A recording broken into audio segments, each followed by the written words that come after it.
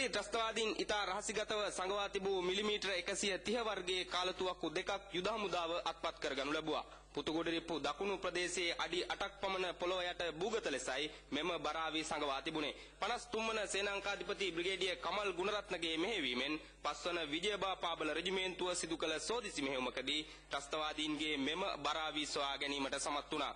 4 වන කාර්ය සේනාංකාධිපති කර්නල් නිසාන්ත වන්නිආරච්චිගේ නායකත්වයෙන් 642 වන බල සේනාධිපති ලුතිනන්ට් කර්නල් රන්දුල හත්නාගොඩගේ මෙහෙයවීමෙන් 20 වන පාබල හමුදාව මෙම ප්‍රදේශයේ ත්‍රස්තවාදීන්ගෙන් මුදා ගැනීමට සමත් වුණේ.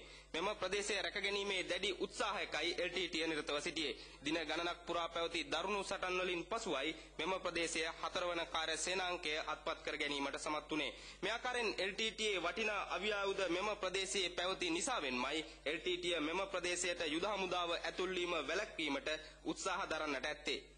පරාජයට පත්ව පසුබසින ත්‍රස්තවාදීන් සෑම අවස්ථාවකම සිදු කළේ ඔවුන්ගේ බරාවි ඉතා රහසිගත ලෙස සංගවා තබා ගැනීම.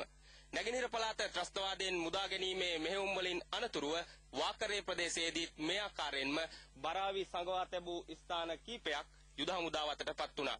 උතුර මුදා ගැනීමේ වන්නි මානුෂීය මෙහෙයුමේත් බරාවි මේ ආකාරයෙන්ම LTT සංගවා තැබූ දෙවන අවස්ථාවයි මේ.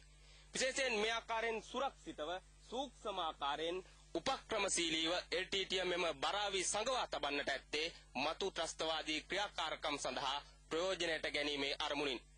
මිලිමීටර 130 වර්ගයේ කාලතුවක්කු වලින් කිලෝමීටර 27ක් දුර ප්‍රහාර එල්ල කළ හැකි. එවන් අවි සීමිත ප්‍රමාණයක් LTT සතුව පවතින්නේ. ප්‍රහාර එල්ල කළ හැකි දුර ප්‍රමාණය අනුවයි මෙම අවියේ වැදගත්කම තීරණය වන්නේ. මෙසේ සංගවා තැබූ බරාවි දෙකම භාවිතයට නොගෙන LTT සංගවා තිබෙන්නේ. විශේෂයෙන් මුහුදු මාර්ගයෙන් මෙම බරාවි LTT රැගෙන එන්නට ඇති බවයි යුද හමුදාව සැකපල කරන්නේ.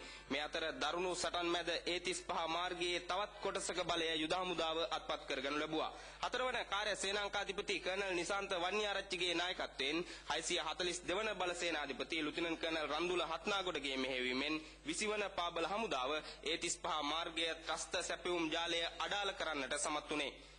මේ පවතින්නේ A35 ප්‍රධාන මාර්ගය. A35 ප්‍රධාන මාර්ගයේ උදයාරම් කට්ටු සහ පුතුකුඩිරිප්පු අතර ප්‍රදේශය යුද හමුදාව සියතට ගනු ලැබුවා. LTT ත්‍රස්තවාදීන්ට ඉතිරි වී ඇති සීමිත ප්‍රදේශයද රැකගැනීමේ දැඩි ගැටලුවක් යුද හමුදාව A35 මාර්ගයේ මෙම ප්‍රදේශය අත්පත් කර ගැනීම තුළින් මෙවන විට උද්ගතව පවතින්නේ. A35 මාර්ගයේ මෙම ප්‍රදේශයට යුද හමුදාව ඇතුල් වන අවස්ථාවේදී ගමන්ගත් ත්‍රස්තවාදීන්ගේ රථවාහන රැසක්ද යුද හමුදාව අතටපත් වුණා. බැකෝ යන්ත්‍ර දෙකක්, බස් රථයක්, ට්‍රැක්ටර් රථයක් ඒ අතර වනවා. මාර්ගයට යුද හමුදාව ඇතුල් වීම වැළැක්වීමට ඉදිකළ ත්‍රස්ත ආරක්ෂක බස් බැම්මද බිඳ දම්මිනුයි 20 වන පාබල හමුදාව මාර්ගය අත්පත් කරගනු ලැබුවේ. පුතුකුඩිරිප්පු හා උදයාරම් කට්ටු අතර ත්‍රස්ත සැපයුම් ජාලය මේ තුලින් අඩාල වීමද වන්නි මානුෂීය මෙහෙයුමේ ලැබූ විශාල ජයග්‍රහණයක් ලෙස සැලකිය හැකියි. ඉතාමත් සීමිත ප්‍රදේශයකට කොටු වී සිටින LTTට මෙවන විට ඉතිරිව ඇති එකම නගරය පුතුකුඩිරිප්පු පමණයි.